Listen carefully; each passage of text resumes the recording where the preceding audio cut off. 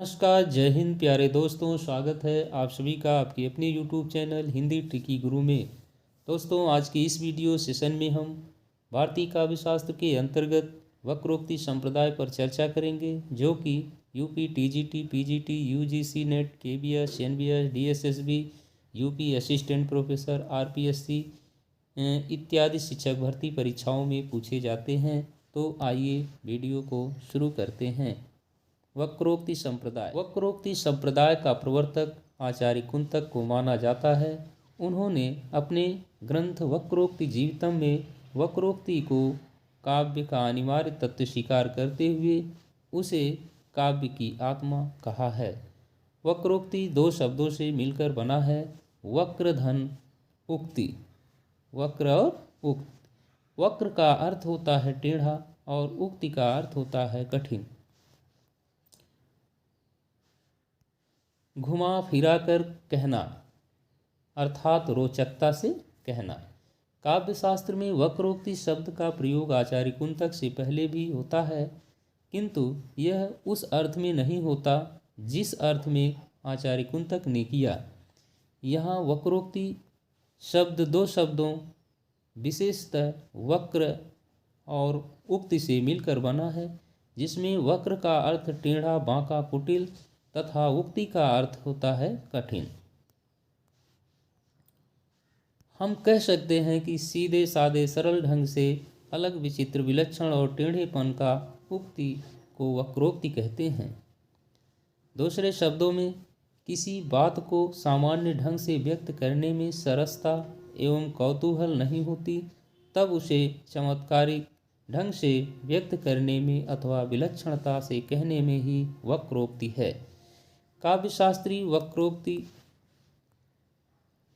काव्यशास्त्रीय भाषा में वक्रोक्ति संप्रदाय के प्रवर्तक आचार्य कुंतक ने अपनी रचना वक्रोक्ति जीवितम में लिखा है। शब्दार्थौ सहितौ वक्र कवि व्यापार शालिनी बंधे व्यवस्थितौ काव्यम तदह्लाद कारिणी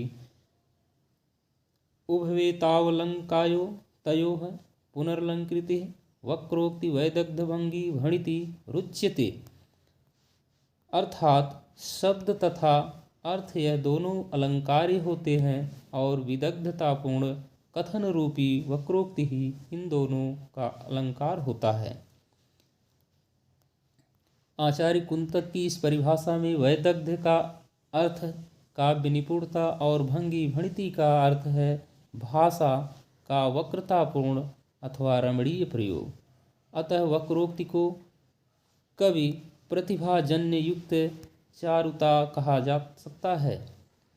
भारतीय काव्यशास्त्र के इतिहास में वक्रोक्ति शब्द का सर्वप्रथम प्रयोग आचार्य भामह द्वारा किया गया। आचार्य भामह ने वक्रोक्ति को काव्य अर्थों में ग्रहण करते हुए अतिशयोक्ति का पर्याय माना है। इनके अनुसार वक्रोक्ति के बिना रचना यथार्थ काव्य न होकर कथन समुदाय मात्र अथवा वार्ता मात्र रह जाती है। भामह की मान्यता है कि वक्रोक्ति के बिना कोई अलंकार हो ही नहीं सकता। सहसा सर्वे वक्रोक्ति न विभाव्यते यत्नो अस्याम कवीनाम कार्य है को अलंकारो अनया विना। आचार्य दंडी ने भामह की मान्यता को आगे बढ़ाया और इस वक्रोक्ति को दो भागों में विभक्त किया। Number 1 स्वभावोक्ति, number 2 वक्रोक्ति।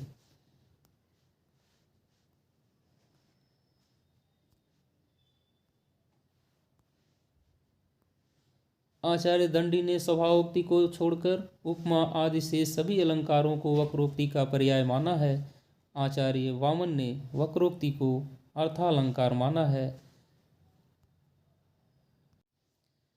सादृश्यालक्षणा वक्रोक्ति अर्थात सादृश्य माने गुण पर आधारित लक्षणा वक्रोक्ति कहलाती है। आचार्य रुद्रट ने वक्रोक्ति को शब्दालंकार मानते हुए इसके दो भेद बताए हैं। नंबर 1 श्लेष वक्रोक्ति, नंबर 2 काकु वक्रोक्ति।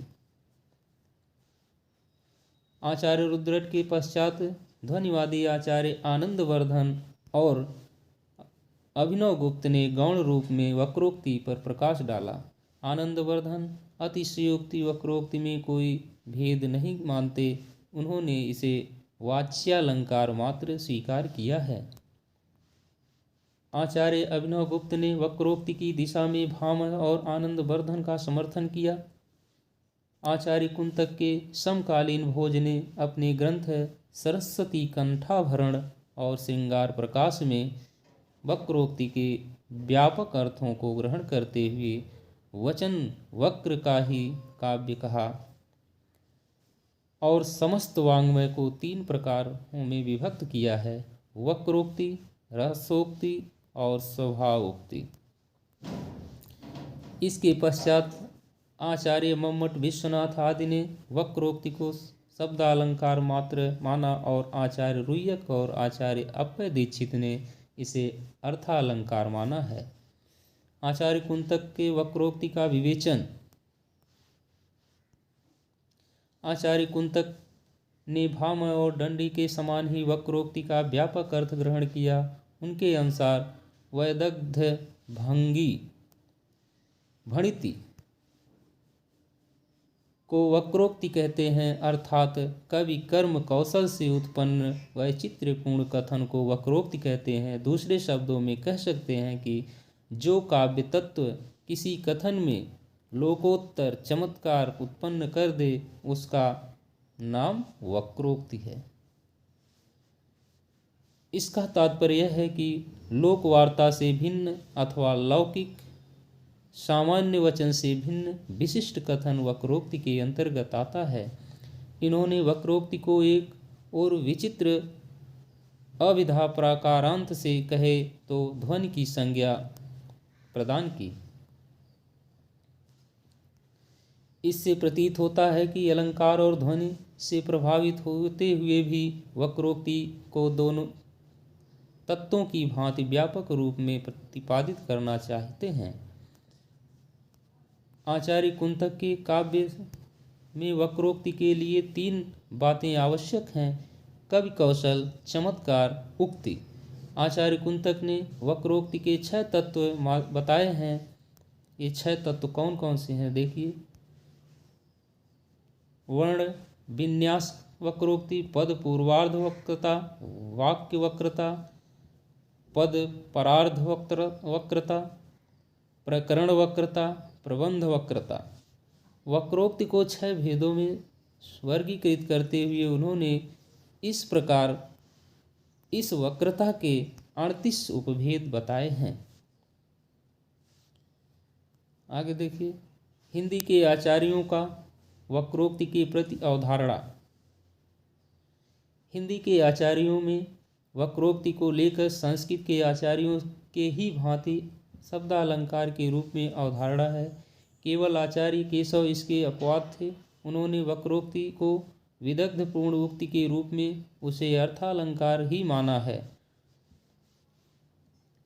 आचार्य केशव के अनुसार जहाँ सीधी सरल उक्ति में एक भाव व्यक्त किए जाए वहाँ वक्रोक्ति होती है। केशव सूधी बात में बसत टेढ़ो भाव, वक्रोक्तिता शोक सदा सबय कविराय। कवि प्रिया केशवदास। आगे देखिए, आचार्य केशव के बाद अधिकांश आचार्यों ने वक्रोक्ति को ही शब्दालंकार माना है। रुद्रट के आधार पर उसे काक वक्रोक्ति और श्लेष वक्रोक्ति में विभाजित किया। आचार्य महावीर प्रसाद द्विवेदी ने काव्य में चमत्कार को महत्व देते हुए लिखा है। क्या लिखते हैं?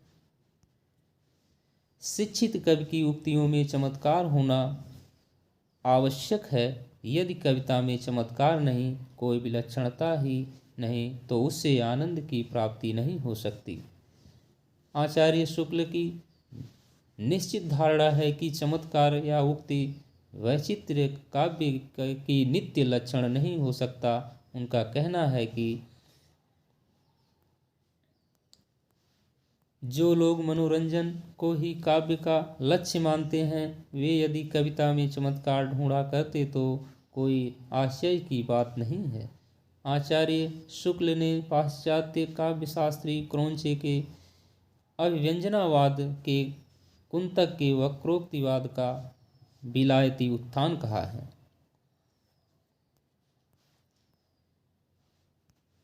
हिंदी के छायावादी युग में वक्रोक्ति के प्रति एक बार पुनः आग्रह दिखाई देता है। डॉक्टर नगेंद्र के अनुसार छायावाद का युग वास्तव में वक्रता के वैभव का स्वर्ण युग है। उसके समर्थक कवियों ने व्यवहार में जहाँ वक्रता का पूर्ण उत्कर्ष किया, वहाँ सिद्धांत में भी उसकी अत्यंत मार्मिक रीति में प्रतिष्ठापी है।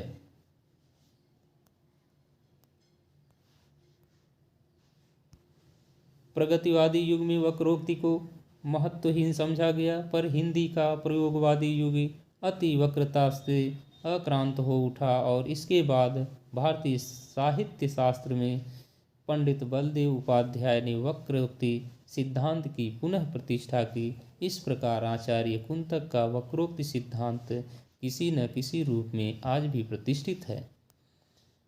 आइए इससे संबंधित कुछ प्रश्नों पर चर्चा करते हैं। अभ्यास के प्रश्न। वक्रोक्ति का सर्वप्रथम शास्त्रीय विवेचन करने वाले आचार्य भामह हैं। कौन है? आचार्य भामह। वक्रोक्ति संप्रदाय के प्रतिष्ठापक आचार्य कुंतक। अलंकार को काव्य का सर्वस्व मानते हुए वक्रोक्ति को उसका प्राण किसने स्वीकार किया? भामह ने। वक्रोक्त सिद्धांत की महत्वपूर्ण उपलब्धि क्या है? कलावाद की प्रतिष्ठा। भामह के अनुसार वक्रोक्ति का मूल तत्व क्या है?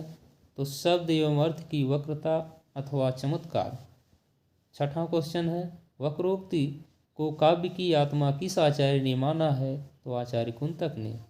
प्रश्न संख्या 7, वक्रोक्ति एवं अतिशयोक्ति को पर्याय मानने वाले आचार्य हैं भामह और दंडी। रुद्रट ने वक्रोक्ति को किस रूप में वर्णित किया है? शब्द अलंकार के रूप में। आचार्य भोज ने वाङ्मय को कितने भागों में विभक्त किया है? तो वक्रोक्ति, रसोक्ति और स्वभावोक्ति। आचार्य कुंतक के अनुसार वक्रोक्ति के कितने भेद हैं? वक्रोक्ति के 6 भेद हैं। प्रश्न संख्या 12, क्रौंचे के अभिव्यंजनावाद को कुंतक के वक्रोक्ति का विलायती उत्थान किस आचार्य ने कहा? तो आचार्य शुक्ल ने कहा। तो दोस्तों, इस तरह से हमने वक्रोक्ति संप्रदाय पर चर्चा किया। यदि वीडियो आप सभी को पसंद आए हो तो इसे लाइक, शेयर और चैनल को सब्सक्राइब करें। धन्यवाद।